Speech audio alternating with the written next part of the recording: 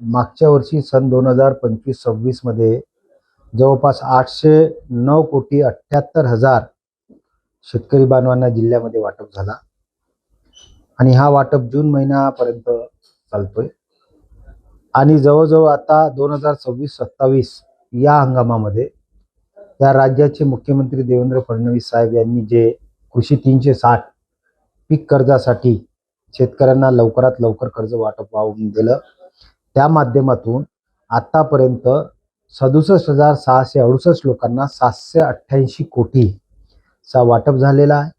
आणि उर्वरित सुद्धा वाटप चालू आहे। यावेळेचा खरीप हंगामाचा आमच्या वाटपाचं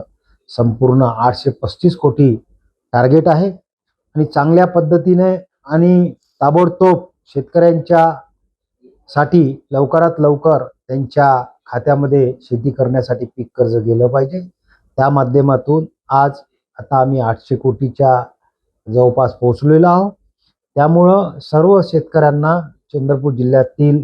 जे काही चंद्रपूर जिल्ह्यात कार्यक्षेत्रात असणारे शेतकरी आहे, भारतीय रिझर्व्ह बँक सहकार खाते संस्थेच्या उपविधी, बँकेच्या उपविधी या नियमानुसार, या नाम्सनुसार, या कृषी 360 यानुसार सगळ्यांना पीक कर्ज वाटप होत आहेत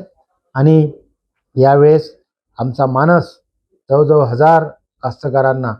लवकरात लवकर वाटप व्हावं आणि कृषी 360 हे या